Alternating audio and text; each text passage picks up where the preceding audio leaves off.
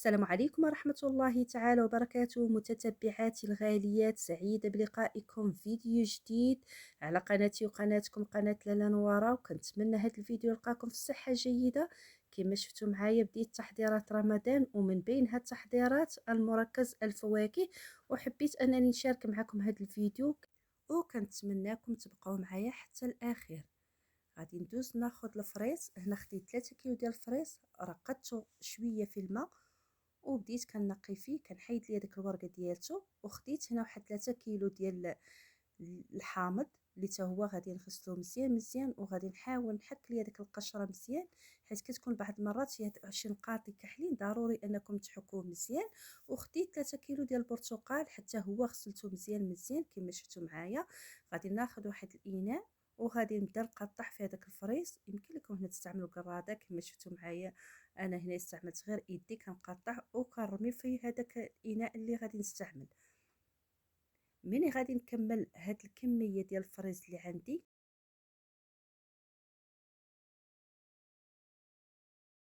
غادي ناخذ واحد الكيلو ديال السكر سنيده، وغادي ناخذ واحد الحامضه اللي غادي نحصرها وناخذ العصير ديالها. غادي ناخذ العصير هو الاول، غادي نكبو فوق هاد الفريز باش يحتفظ ليا باللون ديالو، يبقى محتفظ ليا هاد الفريز باللون. وغادي ناخذ هذيك السكر سنيده وغادي نخلط مزيان مزيان حتى تنسجم ليا هذاك السكر مع الفريز كما شفتوا معايا. وغادي نضيف ثاني السكر وغادي نحتفظ به، غادي نغطيه ونحتفظ به في ليله كامله حتى الغد ان شاء الله. عاد غادي نرجع ليه بطبيعه الحال، غادي نغطيه ونديرو في الثلاجه كما شفتوا معايا. من ينسجم ليا السكر مع الفريز غادي ندخلو للثلاجه. ملي دخلت الفريز للثلاجه غادي ندوز باش نوجد معكم الليمون اللي بطبيعه الحال غسلته مزيان مزيان. وغادي ناخذ واحد الحكاكه واحد الاناء وغادي نبدا نحك في هذاك القشره ديال الليمون في الحكاكه الرقيق. كناخذ غير هذيك القشره البرتقاليه اللي من الفوق، نحاول ما امكن ما نوصلش القشره البيضاء. الا وصلتوا القشره البيضاء راه كيجيكم المركز مار، واخا كديروا مع السكر كيجي مار.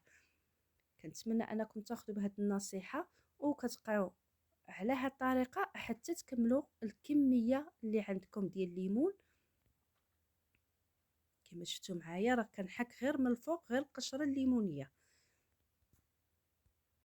ناخذ السكر. هنا خديت 800 غرام ديال السكر سنيده، ما وصلش كيلو، خديت غير 800 غرام حيت الليمون حلو. وغادي ناخذ هذيك القشره اللي حكيت وغادي نبقى نحك في هذيك السنيده حتى تاخذ ليا ديك السنيده كلها داك اللون ديال قشره الليمون. كتولي هذيك السنيده كلها لونها برتقالي كما شفتوا معايا. كنبقى نحك نحك نحك مزيان في هذيك السنيده وغادي نخليها كما شفتوا معايا. السكر سنيده كيولى اصبح اللون ديالو بحال اللون ديال البرتقال. غادي نخلي ديك السنيده على جنب وندوز معكم نعصر هذاك الليمون باش نسهل عليا الخدمه. غادي كل هاد الليمون غنقطعوه الى نصفين وعاد نبدا نعصر فيه. يعني قد ما نظمتوا الخدمه قد ما كيكونش عندكم واحد التعب بزاف، كتبقاوش واقفين بزاف. غادي ناخذ هنا العصاره وغادي نبدا نعصر كما شفتوا معايا. غادي نحصر هاد الكميه اللي عندي ونرجع معاكم.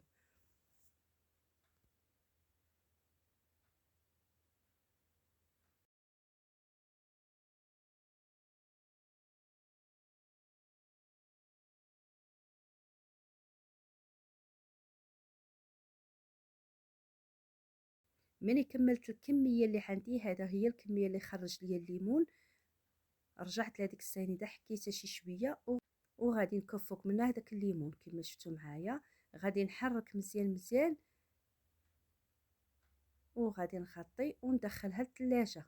هنا استعملوا السنيده تكون السنيده تكون رقيقه باش تاخذ معاكم.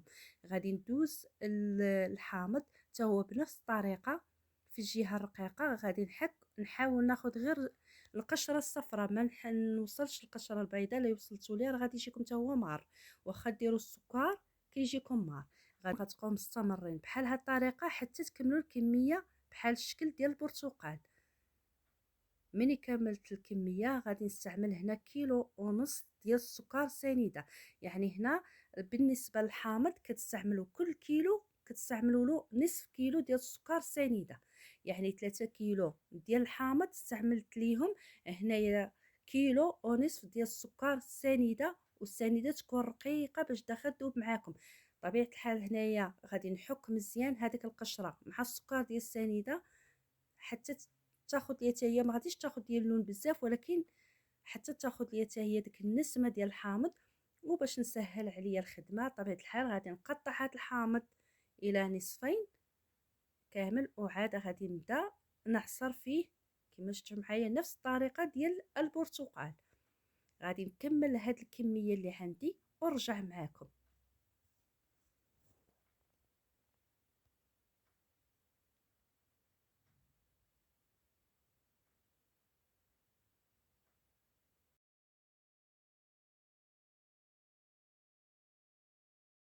وهذه هي الكميه ديال العصير اللي حصلت عليها. غادي نكبها فوق السنيده وغادي نحرك كما شفتوا معايا. غادي نزيد العصير ديال الحامض وانا كنحرك باش تذوب معايا السنيده. كانت هذه هي الكميه اللي حصلت عليها، تقريبا بحال نفس الكميه اللي حصلت على البرتقال. غادي نغطي هذا المركز وغادي نخليه يبات ليله كامله باش تذوب ليا. وفيما حليتو الثلاجه كتحركوا، فيما كنتو في الكوزينه كتحركوا، فيما حليتو الثلاجه كتحركوا باش تذوب معكم هذيك السنيده. كما شفتوا معايا هذا هما المركزات. من مرات ليله كامله غادي ناخذ الفريز هو اللي غادي نبدا به. وكما شفتوا معايا مع التحريك كيطلق ليا داك الفريز الميها ديالو كتذوب هذيك السنيده. الا ما حركتوش وكانت السنيده غليظه كتبقى غير حاتله لكم لتحت في القاع ديال الاناء. حاولوا فيما حليتوا الثلاجه تحركوهم. كما شفتوا معايا طلق معايا الفريز. غادي ناخذ واحد الطحانه وغادي نبدا نطحن في هذا الفريز. وغادي ناخذ صفايه تكون رقيقه شي شويه وغادي نبدا نصفي باش يتصفاو ليا دوك الحبيبات اللي كيكونوا في الفريز. كما شفتوا غادي نبقى مستمره حتى نكمل الكميه اللي عندي ديال الفريز. كنطحن وكنصفي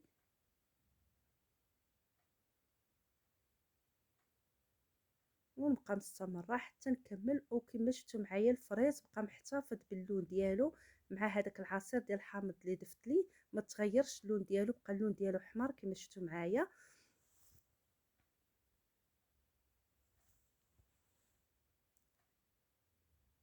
كتبقاو تحركوا وكتصفيو.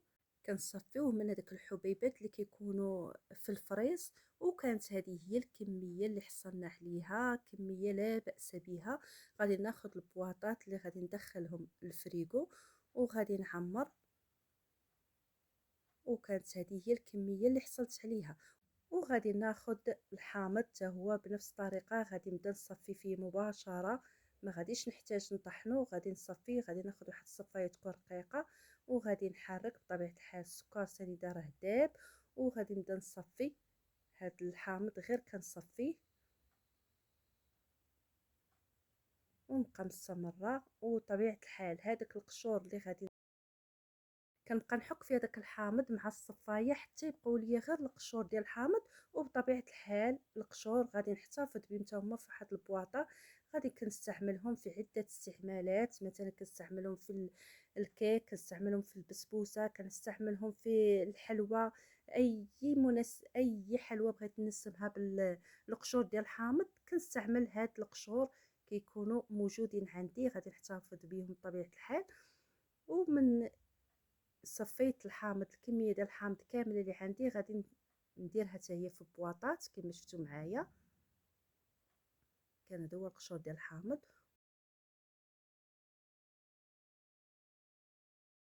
وغادي ندوز باش نفرغ هذا المركز حتى هو في بواطات كما شفتوا معايا. غادي ناخذ هذا البواطو وغادي نفرغ فيها. بحال هاد البواطه عمرتها بزاف وغادي تدفك معايا في الفريغو. غادي نحاول نقسم الكميه الى 2 بواطات. وكانت هذه هي الكميه اللي خرج ليا المركز ديال الحامض. كميه لا باس بها الحمد لله. كان هذا هو المركز ديال الحامض. وبالنسبه للمركز ديال البرتقال خرجته حتى هو من الثلاجه وحركته بطبيعه الحال. وبالنسبه للمركز ديال البرتقال غادي ناخذ الميكسور وغادي نطحنو شي شويه، غير شي شويه البنات، وغادي نبدا نصفي فيه. ملي غادي نصفيه غادي نحاول نحتفظ بهذوك القشور. راكم عارفين القشور ديال البرتقال حتى هما ليهم عده استعمالات، كنستعملوهم حتى هما في الكيك، كنستعملوهم في الحلوى، كنستعملوهم في البسبوسه، وكنستعملوهم في بزاف ديال الحوايج كتحتفظوا بهم فيما بغيتم كتاخذوهم. كما شفتوا معايا كنصفي وكنحك في هذيك الصفايه باش نحتفظ بهذاك القشور. ايوا كانت هذه هي الكميه اللي خرج ليا العصير ديال المركز ديال البرتقال، وهذه هي القشره اللي غادي نحتفظ بها حتى هي في بواطه.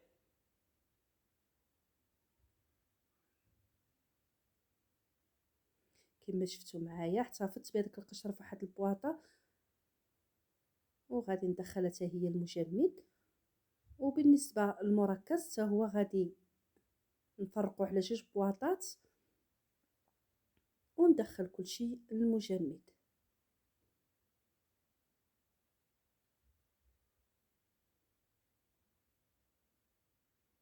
كانت هذه هي الكميه اللي خرج ليا البرتقال، كميه لا باس بها، نفس تقريبا نفس الكميه اللي خرج ليا الحامض. وكانوا هادو هما المركزات ديالي. قبل ما ندخلهم الثلاجه غادي نوريهم معاكم. كانوا هما هادو المركزات اللي صايبت معاكم، القشور ديال البرتقال والقشور ديال الحامض والمركزات كما شفتوا معايا. غادي ندخلهم الثلاجه ونخليهم ليله كامله وان شاء الله ونشارك معكم النتيجه النهائيه.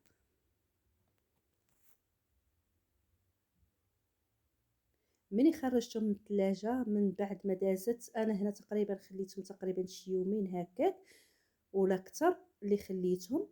وها كانت هذه هي النتيجه. غادي نحل معاكم بواطات باش تشوفوا معايا النتيجه النهائيه ديال المركز ديالنا. بالنسبه للمركز ديال البرتقال كانت هذه هي النتيجه ديالته. كما شفتوا معايا راه مجمد. كناخذو بالمعلقه وكنستعملوه في عده عصائر. شي نهار ان شاء الله نشارك معكم العصائر اللي غنستعملوا فيها هاد المركزات. وبالنسبه للعصير المركز ديال الحامض غادي نحل معكم البواطه الكبيره حتى هي تشوفوها.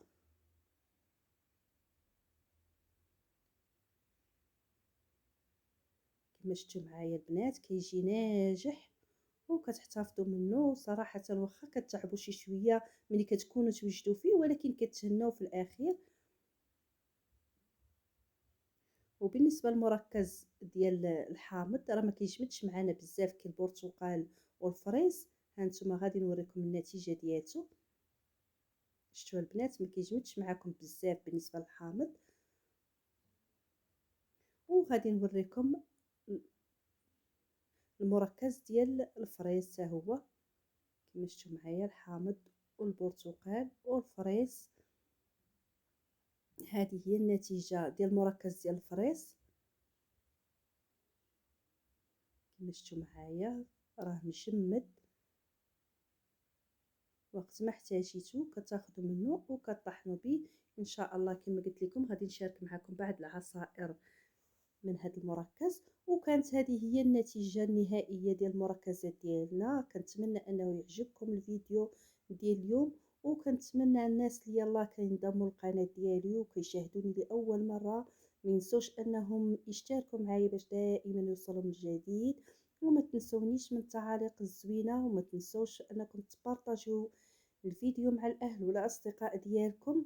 ودمتم في رعايه الله. الى فيديو جديد. السلام عليكم.